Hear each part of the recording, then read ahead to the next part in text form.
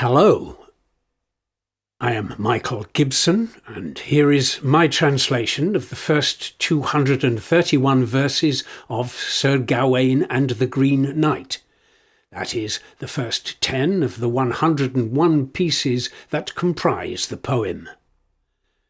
I was first introduced to Sir Gawain and the Green Knight in the late 1960s when reading for a general arts degree of the University of London. In the 1990s, I began using pieces of the poem in performances of English poetry. When Mr. Armitage's version of the poem was published in 2007, I began the process of translating the poem and recording it in translation and in the original Middle English. This project is still proceeding. I have played the game of translating Sir Gawain and the Green Knight this way. I apprehend the general rhythm of the verses to be triple time, or perhaps a slow 6/8 time. The intention has then been to imitate so far as possible the individual shape of each line and the amount of, shall we say, wordage in it.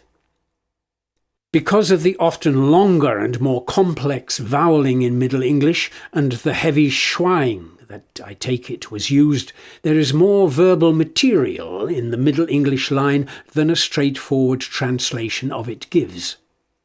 So I have slipped into my translation many bits and pieces of packing, thens and thuses and so's and such like, in order to give my lines something like the same quantity of speech stuff.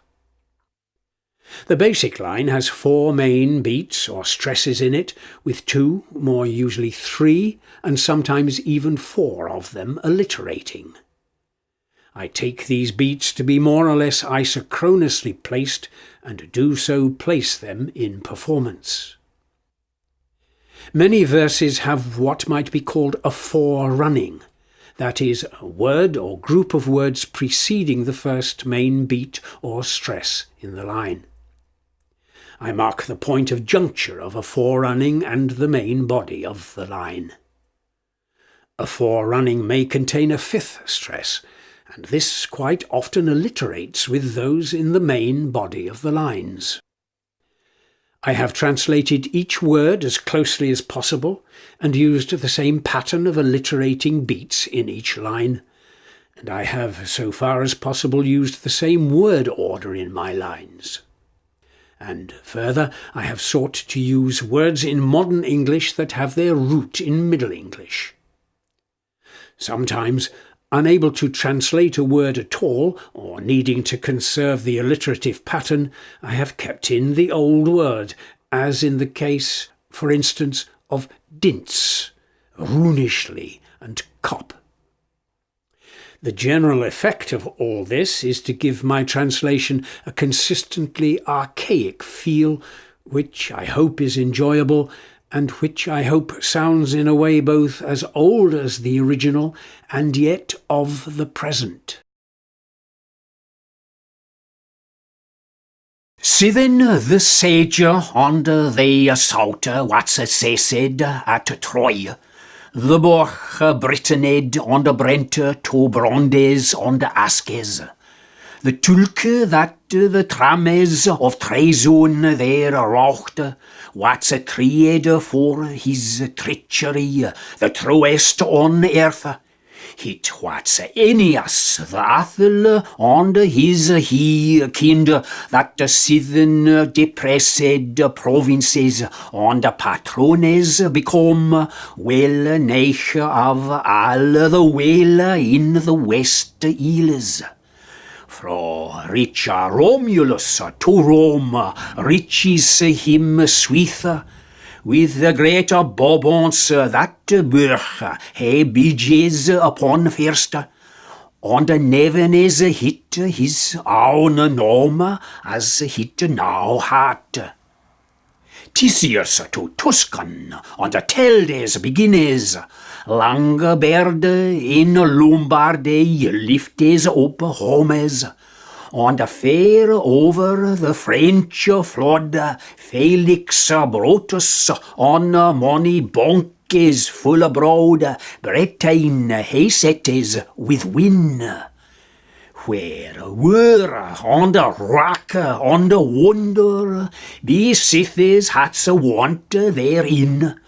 On the ofte both a bliss, on the blunder, full scared hats a skifted sin. So, when the sieging and the assault had ceased there at Troy, the burg broken up and burnt down to brands then and ashes, and that traitor who the trickings of treason had wrought there was tried then for his treachery, the truest upon earth.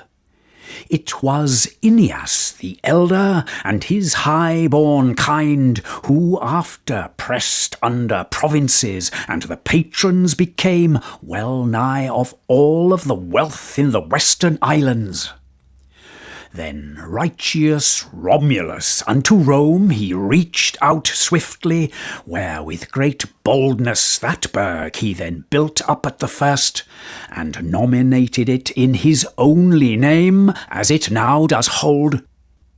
Tisius to Tuscany, and towers begun there, Longobardus in Lombardy lifted up homes then, and far over the Frankish flood thus Felix Brutus on many banks there full broad this Britain he set there so well, where warring and torment and wonder by turns have been found to dwell, and as often both bliss and blunder have since often shifted pell-mell.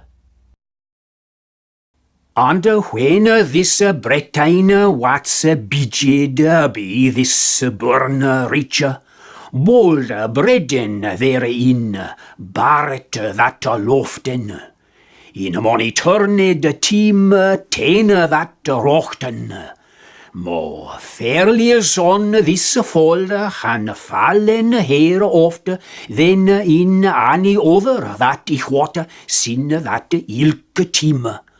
But of all that here bult of Bretagne kinges, I what's Arthur the handest, as ich have heard tell. For the an aventur in erde ich atle to show, that a selly in sicht som mene hit holden, and an outrage aventur of Arthur's wonders. If ye will listen this lie, but on a little while, ich shall tell it as tit as ich in tone heard with tongue. As it is stad on the stocken, in story stiff on the strong, with leil letters locken, in Londe so hat's been long. And when this Britain was built up by this bold one noble, brave men bred were therein, and battle they loved so, and in many turbulent times much trouble they wrought there. More strange things on this strand have been seen here often than in any other I aver since that very time. But of all that did build here of Britain's own kings, ever was Arthur most eminent, as I have heard it told.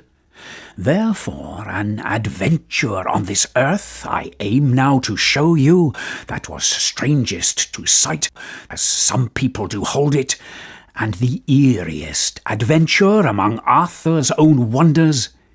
If you will listen to this lay but for a little while, I shall tell it as tightly as I in town did hear it by tongue, as it has been set down and stocked in a story stiffened and strong, and with loyal lettering locked, in this land has been so for long.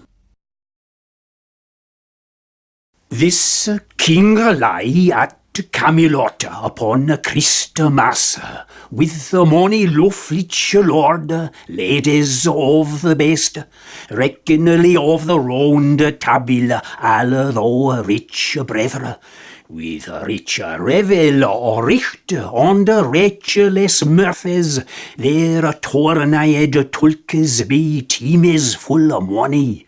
Justed full jollily these genteel knichtes, sithen kyred to the court, caroles to make.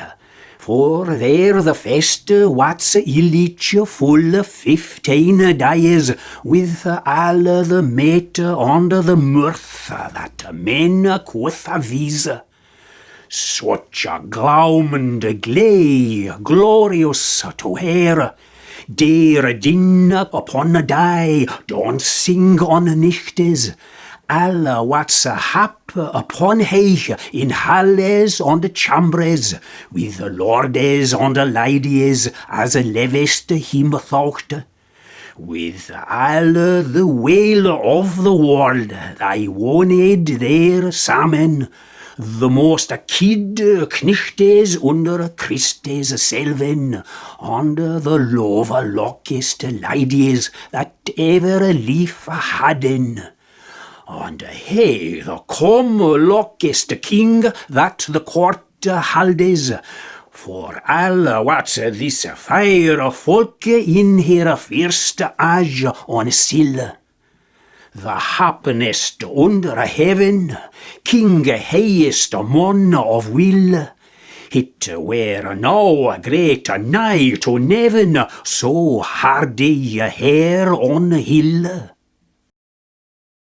This king he lay at Camelot upon Christmas tide, with many loyal lords, the leaders of the best, reckoned there of the round table all a righteous brotherhood, with a rich revelling right and reckless mirth-making there tourneyed these trusty men time and time again, jousted in great jollity did those gentlest of knights. Then they carried on to the court their carolling to make, for there the festival was spread over fully 15 days, with all the meats and the mirth there that men could so devise. Such glad ringing glee it was glorious to hear, dearest din throughout the day, and dancing at night time. All was happiness upon high in the halls and chambers, with the lords and the ladies, as liked them the best. With all the joy that was general, they joined there together the most couth of captains under Christ's own self, and the loveliest ladies that ever life were given, and he the comeliest king that the court had known. For all were these fairest of folk in their finest age on that sill. The happiest under heaven, a king the man highest of will. Now might not such a name be given to a hardier folk on a hill? Wheel a new year what's so yep that hit what's a yister never common. That day double on the days what's the doth served. Fro the king what's comen with the knichtes into the hall, the chantre of the chapel chaved to an end. Lude crie what's their kest of clerkes on the other, Noel nighted on you, nevened full oft. And sithen reach forth runnen to reach hondesel, jede yeres giftes on hich, yelde him behond, debated busily about thou giftes. Ladies lached full loud, though they lost hadden, and hey that one what's not wroth, that may ye well trow. All this mirth they maiden to the mate team. When they had washen worthily, they went to set. The best born aye above, as hit best semed. Queen Gwenor full gay, grived in the middies, dressed on the dare days, dubbed all about, small sandal besides a cellure here over treed Toulouse on the tars, tapetes enoch, that were enbrowded on the betten with the best gemmes, that micht be praved of priests with the pennies to buy in dye. The comb lockest to descry, there glint with iron grey, a sim locker that ever he say, soth mocht no mon say. While the new year was so young that it had yester eve come, that day double on the days, so were the diners served, when the king had then come with his courtiers into the hall, and the chanting in the chapel had closed to its end. Loud cries were then cast by the clerics and others, Noel announced anew, so named very often. Then the fine host forth hastened to hand out their tokens, yelled up the year's Yule gifts on high, yielded them by hand, debating busily about all those presents. The ladies laughed very loudly, should they losses entail, and he that won was not woeful, that you may well believe. So all this mirth did they make until the meal was ready. When they had washed them worthily, they went to their seats, the best bold one always above, as it best to them seemed. The queen, Guinevere, most gay, was graced there in the middle, addressed on the dear-set dais, and adorned all about, soft silk stuff beside her, and a cellure over her, of well-tried Toulouse stuff, and tarsic tapestries a-plenty, that were embroidered and embellished with beautiful gemstones, that might be proved of great price, were there pennies to buy them any day. The loveliest to look on, the queen, there glanced with her eyes of grey. A more seemly one ever he had seen, in sooth might no man there say. But Arthur would not eat till all were served. He was so jolly of his joyfulness on the somewhat childred. His lief liked him licht, he loved the lass, other to longer lay or to longer sit. So busied him his younger blood on his brain wheel. And also another manner made him eke, that he through noble I had known, he would never eat upon such a dare die ere him devised where of some adventurous thing, an unquoth tal, of some mine merveil, that he micht trow, of of armies, of other adventurers, other some sage him besought of some sicker knicht to join with him in justing, in jeopardy to lie laid leaf for leaf, leve each on other, as fortune would falsen home the fire to have. This was the king's countenance where he in court were, at each farand fest among his fray many in hall. Therefore of face so fair, he stichtles stiff in stall, full yep in that new year, much mirth he mass withal. But Arthur he would not eat until all had been served. He was so jolly in his joyfulness, and somewhat childlike. His life lay on him lightly, and he loved it the less, either to long there lie, or long sit about. So busied him did his youngster's blood, and his brain so wild. And also another mannerism moved him as well, that he through nobleness of nurture so would never take food upon such a fair-set feast until informed he might be of some outlandish thing, or of an unknown story, of some momentous marvel that he might then believe, of ancestors, or of armies, or of other such adventures.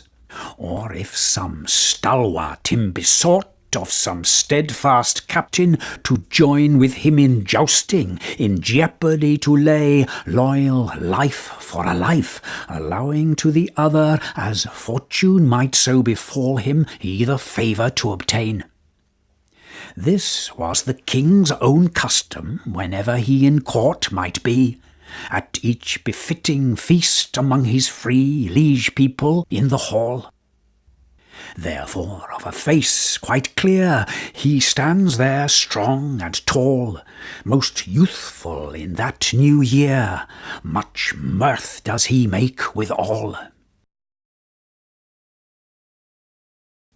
Thus there stondes in stall the stiff king himselven, talkende before the heche table of trifles full hende.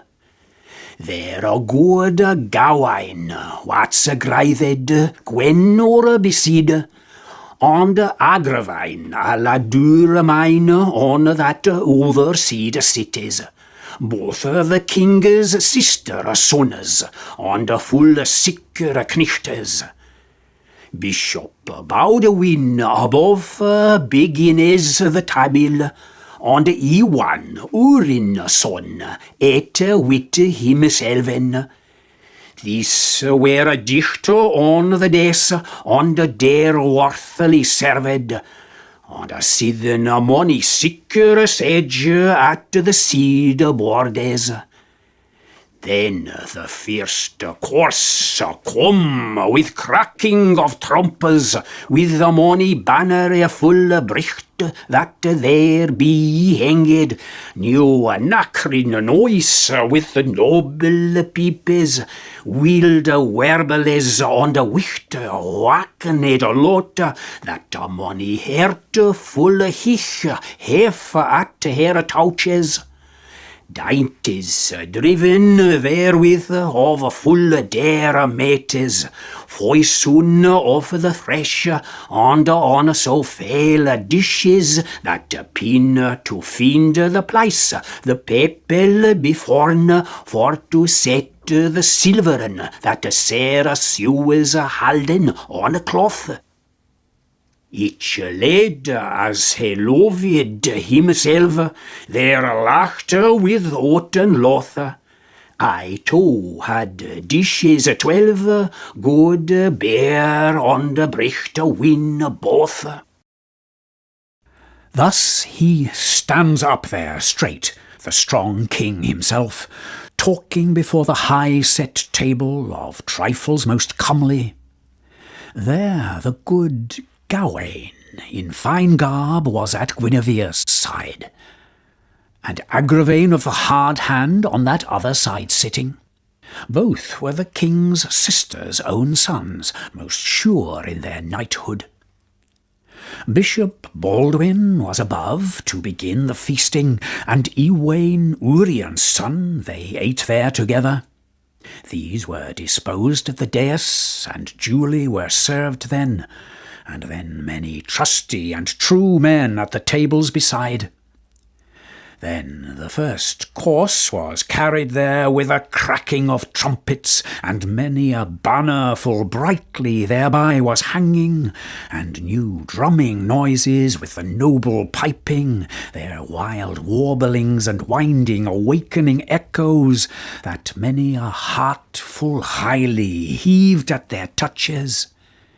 dainties were delivered therewith of the most delicate meats, a foison of the freshest, and on a flurry of dishes they were pinched to find any place where people might be served to set down the silver that the several stews were holding on the cloth.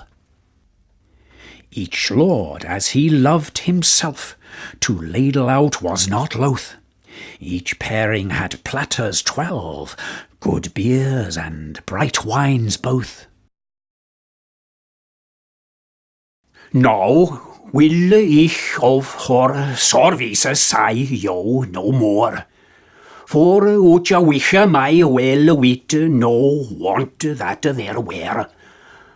Another noise full new neched belief that the Lord mich to have leave Lord to catch. For oneth what's the noise not wheel said under the first course in the court kindly served. There halles in at the hall door an achliche meester, on the most, on the mold, on the measure hier, fra the sweer to the swanje so sware, and so thick, and his lindes, and his limbs so long, and so great, half etain in erd, ich hope that he were, but mon most ich algat minje him to ben, and that the merriest in his muckle that mich to read. For of back and of breast all where his body storn, both his womb and his waist were worthily small, and all his features followed in form that he had full clean. For wonder of his hue men had set in his semblant scene. He fared as a freak were fad, and over all inker grain. Now will I of their service say to you no more, for each wight may well wit no want that there was. An other noise very new drew nearer apace, that the Lord might have leave some life's food to take. For scarcely had those sounds but ceased for a while, and the first course in the court been kindly served, than there hails in at the hall's own door a dreadful master, quite the most on this mould in its measure and height. From the throat down to the thighs it was so thick and so square, and his loins and all his limbs were so large and so heavy, half a giant in girth I would grant him to be. But a man mostly I am rather minded that he was, and in that the merriest of demeanour that might so ride out. And though of his back and of his breast all was his body so stern set, both in his womb and his waist he was worthily slender, and all of his features they followed in the form that he there showed, I ween. All wondered at the colour of him, set there in his features to be seen. He fared as a fellow most grim, and was over all vivid green. And all grithed in grain this gom on his waders. A straight coat full of strecht that stek on his cedars. A mere mantil above, mensked within, with the pelure pured apert, the pan full clean, with the blithe blonner full bricht, and his hood both, that was lacht fro his locus, and laid on his shoulders. Him will hale de hose of that sam grain that spinnet on his spalier, and a kleine spures onder of a bricht o gold upon a silk bordes bare de fulle riche. And a skolles under a shankes there the shalke reades. And alle his vesture verily what's a klein verdure. Both of the barres of his belt and the other blithe stones that were richly riled in his array clean, about himself and his saddle upon a silk workes that were to tore for to tell of trifles the halve that were embroidered above with the breedes and the fleas with the gay gaudy of grain the gold in middes. The pendantes of his peitrur, the proud cropure, his smolines and all the metal and a mild what's then. The stirrupus that he stood on steined of the same, and his arson is all after, and his athel skirtes that ever glimmered and glint all of grain stones. The full that he ferkes on fine of that ilk certain. A grain horse great and thick, a steed full stiff to strain, in a brouden bridle quick, to the gome he what's full gain.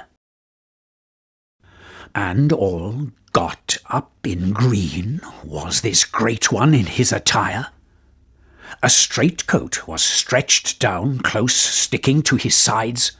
A choice cloak did it cover, cleverly lined, with pelting pared right down proudly, the panels most clear. Excellent ermine so elegant, and his hood was the same, that was loosened from his locks, and then laid upon his shoulders. A close-cut costume clinging of that self-same green, which enclosed both of his calves with clean-set spurs thereunder, of brightest gold on silk embroidery, barred very richly, and sandals under his shanks where the stranger rode, and all this vesture was verily brightly verdant, and both the bosses of his belt and the other beautiful stones that were richly there arranged on his array so bright about his self and saddle upon silken working, it would be too trying to tell of these trifles the half of all that was embroidered above with birds and flying things, the gay gaudiness of the greens and the gold all throughout it, the hangings there of his harness, and the haughty crupper, the mulleting, and all the metal enamelled was thus, and the stirrups that he stood in were stained all of the same, and his saddle bowing so, and the saddle's skirtings, that everywhere glimmered and glinted all with the greenest gemstones. And the steed that he bestrode was still the same colour, so plain. A green-hued horse, great and thick, a steed that was strong to restrain, in it broidered bridle so quick, for that fellow it was most fain. Well, Guy, what's this agom, geared in a grain? And the hair of his head, off his horse sweat, fire fan and fax, befoldes his shoulders, a much baird as a busk over his breast hanges, that with his lich hair, that off his head reaches, what's vested all torn above his elbows. That half his arms thereunder were halched in the wise of a king's capados, that closes his swere. The man of that mine horse much to hit like, well cresped and kemmed with knottes full of money, folden in with a field o'er about the fire grain. I a hurl of the hair and other of gold. The tile under his topping twinning of a suit, and bonden both with a band of bricht grain, dubbed with full dare stones as the dock lasted. Sithen a throwen with a throng, a thwal knot aloft, their money bellies full of bricht of a brand gold rungen. Such a fall upon a fold, ne freck that him reades what's never seen in that saal with the sicht air that team with eye. He looked as late, so licht, so said all that him say. It seemed as no mon micht under his dintes dree. Most gay was this gallant, geared all in green, and the hair upon his head and of his horse were in suit. Fairly fanning it fell, and enfolded all his shoulders. A great beard, much like a bush, over his breast was hanging, and this with the handsomest hair that was from his head reaching down, was clipped about and cut so as to be clear of his elbows, that half his arms then thereunder were hidden in the way of a king's own capados that closes around the neck. The mane of that mighty horse was much to it like, well crisped up and combed out with crimping all over, folded in with filaments of gold about the fairest of greens, always one hurl of the hair with another of the gold. The tail and all its topknot were entwined so to suit it, and bound were both of them with a banding of the brightest green, dubbed all with the dearest stones was all the dock to its end, and then tied up with a thong, a knot tightened above, on which many bells all burnished in bright gold were ringing. Such a foal upon the fold, nor a fellow that thus rode it was ever seen in that stead by sight before that time with eye. He looks there as lightning so bright, so say all that him espy. It seems then that no man might under his dints but then die. Whether had he no helm, ne hauberk nother, ne no pisan, ne no plate that pented to armes, ne no shaft, ne no shield to shove, ne to smite. But in his own hand he had a hollin bob, that is greatest in grain when graves are bar. And an axe in his other, a hodge and un mate, a spetus sparth to expone in spell ho so micht. The head of an eln yeard the large length had, the grain all of grain stale and of gold hewn, the bit burnist bricht with a broad edge, as well sharpen to shear as a sharp razor is.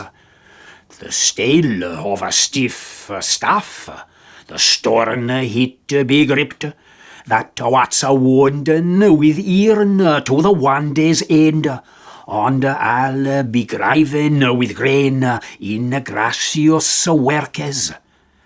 A lice lapped about that located at the head, and so after the halm halched full oft, with the treed tassels thereto touched in och, on a buttons of the brichter grain briden full rich. This hathel heldes him in under the hall entrance, driven to the heich des dotte he no water, Heil said he never on, but he overlooked. The first word that he warp, "Where is," he said, "the governor of this king?" Gladly ich would say that a sage in sicht, and with himself spake Reisun. To knichtes he kissed his eye, and raylaid him up on the done. He stemmed and con study, who walt there most renown. And yet had he no helmet, nor hauberk there either, nor any pisane or plate iron that purposed to armour, and no shaft or any shield to show or to smite with, but in his one hand he was holding a holly bobbin, that is the greatest in green when the groves are all bare, and an axe in the other, a huge and immense one, a terrible tool to treat of in talk whoso might. The head of an elnyard in its long length had there, the crown all of greenest steel work and of gold was fashioned, the bit burnished brightly with the broadest edge, and well shaped was to shear as a sharpened razor. The stale was of a stiff-set staff, and sternly he gripped it, that was wired round with iron to the wand's very end, and all engraved with the green in gracious working. A lace was lapped all about it, that latched onto the head, and then after to the handle was looped very often, with well-tried tasselling thereto attached in plenty, on buttons of that brightest green, all braided most richly. So this huge one hails himself in, and the hall he enters, drives up to the highest dais in doubt of no harm, and hailed he never a one, but haughtily overlooked them. The first words that he spoke there, "Where is," he said, "the governor of this gang? For gladly I would now see that sire in my sight, with him have true words, I own." On the king's men he casts his eye, as he reeled him up and down, then stood and sought to espy who wielded there most renown.